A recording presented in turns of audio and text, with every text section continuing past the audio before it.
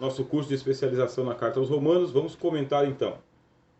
Paulo é o doulos de Jesus Cristo, é o servo. Aí ele usa essa palavra lá em Romanos 1:1.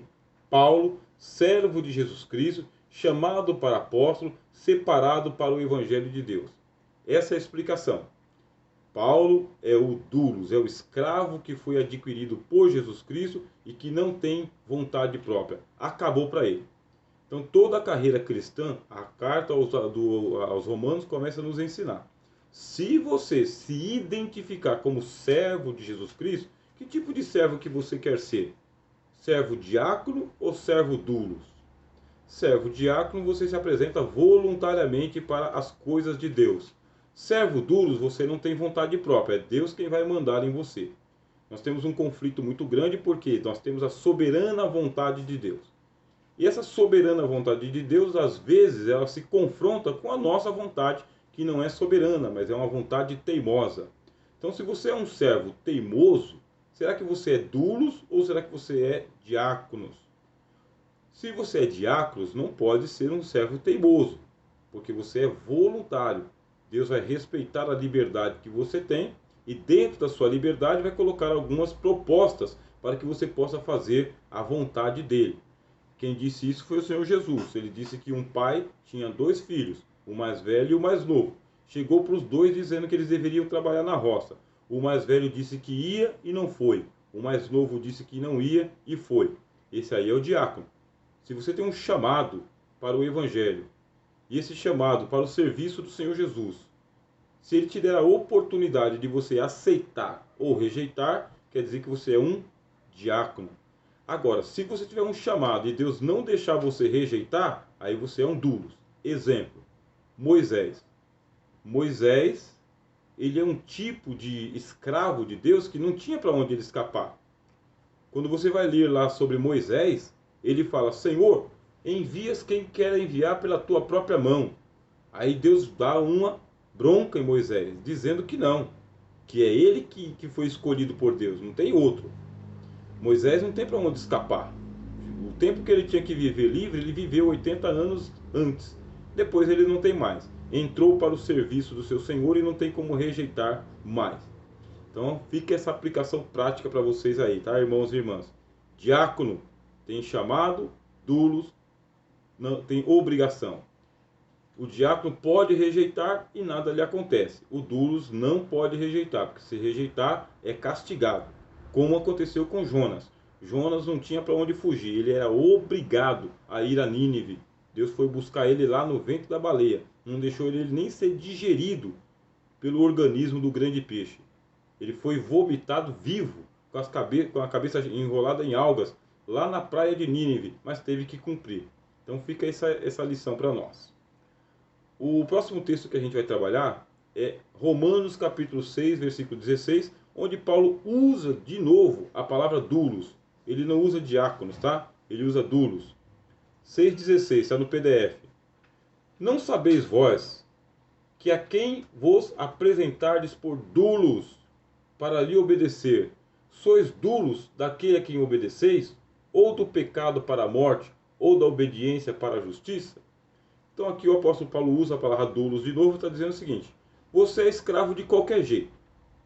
Veja só a consciência que o apóstolo tem e usa a palavra na carta aos Romanos. Você é doulos de qualquer jeito, você é servo de qualquer jeito. Ou você é escravo do pecado, ou você é escravo da justiça. Então, se você é escravo do pecado, você se apresenta para o pecado e obedece o pecado. Mas, se você é escravo da justiça, se apresenta para a justiça e obedeça à justiça, porque você é escravo daquele para quem você se apresenta. Tem como não se apresentar? Uma pessoa que é escravo do pecado pode não se apresentar ao pecado? Não, ele não pode. Aquele que é escravo do pecado não tem como fugir. Ele é assediado pelo pecado. E ele é punido pelo pecado, inclusive. Fustigado pelo pecado se ele não pecar. A gente vai encontrar esse conceito aqui na carta aos Romanos mesmo. Eu quero fazer o bem, mas o mal está comigo. Então não tem para onde fugir. E a mesma coisa diz o apóstolo Paulo acerca da justiça. Se você foi alcançado pelo evangelho do Senhor Jesus, e Cristo não é ministro do pecado, Você foi alcançado pelo Senhor Jesus. Foi alcançado para ser agora servo, escravo da justiça. Você é obrigado, essa é a palavra aqui, tá? Da mesma maneira que você é obrigado a pecar, mesmo sem querer, o bem que eu quero fazer não faço, e se eu faço o mal, consinto com a lei que é boa. Quando eu peco, não sou eu que peco, mas o pecado que está em mim. Carta aos Romanos, capítulo de número 7. Quer dizer, da mesma maneira a justiça. A justiça vai operando em você para que você seja justo. Justo praticando a justiça e justificado também. Então, fica a aplicação prática. Os irmãos e as irmãs foram alcançados pelo Evangelho. Se foi alcançado pelo Evangelho, prestem bem atenção no teor teológico que existe na carta aos Romanos. Você é alcançado pelo Evangelho, você é comprado no mercado de escravos, você estava lá servindo ao pecado, escravo do pecado, você é comprado no mercado de escravos e você é levado para a casa de outro senhor. Quem que é o teu outro senhor? Chama-se justiça. Então tudo aquilo que você tinha encontrado lá na escravidão do pecado já não existe mais. Agora o seu novo senhor vai te colocar numa nova casa. E nessa nova casa, novas regras, novo comportamento, novas ideias, novos pensamentos, novo proceder, que não tem nada a ver com aquele jugo da servidão que havia antes. Mas deixa de ser escravo? Não, não deixa. Dá para escapar da justiça? Também não dá. Porque a justiça também é um senhor. Capturaram bem aí o conceito de servidão do apóstolo Paulo? Nessas duas palavras? Aí vem a terceira vez que ele usa a palavra doulos, na carta aos Romanos. A gente está só na carta aos Romanos. No mesmo capítulo, capítulo 6, versículo 17.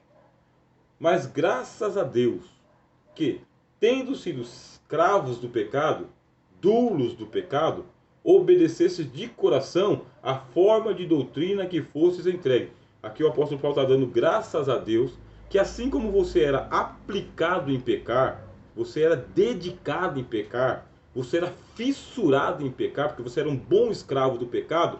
Aí Paulo está dando graças a Deus que agora você é aplicado em servir a Deus. Você recebeu assim uma disciplina de justiça. Porque a carta aos Romanos ela coloca para nós o seguinte, irmãos, o caminho da justiça ela é uma disciplina. Você e eu não podemos andar com lassidão espiritual, lassidão moral. O que é lassidão? Lassidão é essa mania que a gente tem de andar folgado, sabe? Isso é lassidão. Não se preocupando, despreocupado. Nós não podemos afrouxar o cinto, tá bem? Nós não podemos diminuir a marcha. Nós não podemos dar descanso para a carne. Por quê? Nós temos que nos disciplinar em fazer o bem. Por que nós temos que nos disciplinar em fazer o bem? Porque a gente passou uma vida inteira, meus irmãos, vivendo no pecado e para o pecado e com o pecado. A gente só aprendeu a pecar. A nossa natureza ela foi totalmente contaminada pela presença do pecado. Aprendemos muito a pecar. Agora que a gente não valia mais nada, fomos colocados no mercado de escravos. Foi lá o Senhor e nos resgatou, nos trouxe para a casa da justiça. E agora a gente tem que aprender a fazer o bem sem nunca ter feito o bem. Quando quero fazer o bem, o mal está comigo. Chegamos na casa da justiça, Deus nos dá mandamentos, santos, justos e bons. A gente não consegue cumpri-los, porque somos viciados na antiga vida. Aí Paulo usa aqui a palavra dizendo, não, eu quero dar graças a Deus porque vocês chegaram na casa da justiça e da maneira como vocês eram aplicados anteriormente em, vamos colocar aqui uma palavra bem simples, tinha irmão ou irmã que ele era torcedor de carteirinha de time de futebol. Então ele sabia tudo sobre as partidas de futebol, tudo sobre o seu time. Ele tinha a bandeira, ele tinha todas as camisas do time, ele tinha as réplicas das taças que o time conquistou, chorava quando o time perdia, brigava com os parentes e com os amigos quando o seu time tomava um gol. Ele era aplicado, torcedor fanático. Esse mesmo torcedor fanático agora veio para o Evangelho. E o que ele vai fazer? Ele não pode entrar em lassidão, Ah, agora que eu estou no Evangelho, eu estou de boa. Não. Da mesma maneira que ele era aplicado, torcedor fanático, agora no Evangelho, ele é um atleta de Cristo. Como que é um atleta de Cristo? Vai montar um time de futebol? Muito mais do que montar um time de futebol. Ele vai se disciplinar muito mais. Ele vai ser um torcedor do Evangelho, um pregador do Evangelho, um ensinador do Evangelho. Se antigamente ele viajava quilômetros e quilômetros para ir até onde estava o time dele, agora ele não mede esforços em ir para a igreja, para a casa do Senhor, para onde está acontecendo a adoração a Deus. Não mede esforços, porque se antes ele pagava lá 250, 300 reais para sentar-se numa arquibancada para torcer pelo seu time, agora ele tem a mesma abertura para contribuir para a causa do Senhor, seja com ofertas, seja com donativos, enfim, contribuições, a maneira como puder. Quer dizer, essa mesma pessoa que antes ele era uma pessoa que ele ia para o sambódromo, que gastava lá em uma sua fantasia 5.000 reais. O que ele faz agora? Ele veio para o Evangelho e tem a mesma liberalidade com o Evangelho, ajudando na construção da igreja, no serviço da igreja, na pregação do Evangelho, na compra de equipamentos para pregar a palavra, no sustento da obra missionária. Veja só. Então o apóstolo Paulo está dizendo, eu dou graças a Deus porque antigamente você era aplicado em fazer as coisas para a carne e agora você é aplicado em fazer as coisas para a justiça, como um escravo, tá bem? Você se colocou desse ponto de vista. Esse é o conteúdo da carta do apóstolo Paulo, essa é a consciência que nós vamos ganhando aqui. Agora, 6:19. Falo como homem, pela fraqueza da vossa carne. Pois que assim como apresentastes os vossos membros para servirem à imundícia e a maldade para a maldade, assim apresentai agora os vossos membros para servirem à justiça para a santificação. Você é um escravo, foi alcançado pelo Senhor Jesus, você não é um diácono que apresenta um serviço voluntário, você se obriga a servir ao Senhor Jesus. E como que você se obriga? Aí 6:19, ele pede que você apresente os seus membros, tá bem? Não para a imundícia, não para a maldade, mas para servirem à justiça de Deus. Aqui é um chamamento do apóstolo Paulo de que nós devemos nos esforçar para podermos aplicar o nosso corpo aquilo que é justo e aquilo que é santificado. Porque se a gente se abandonar, meus irmãos, aí vem todo tipo de torpeza para a nossa vida também. E muitos de nós têm a vida cristã desregrada, a vida cristã indisciplinada, a vida cristã entregue a qualquer tipo de comportamento. E isso aí, a carta aos Romanos vai nos corrigir. Logo percebemos que Paulo utiliza esse termo bem sabendo que estava se colocando na situação de escravo de Jesus. Não somente um voluntário ou um empregado. Estava se apresentando como submisso. Essa é a primeira parte da nossa lição, meus irmãos, na carta aos Romanos.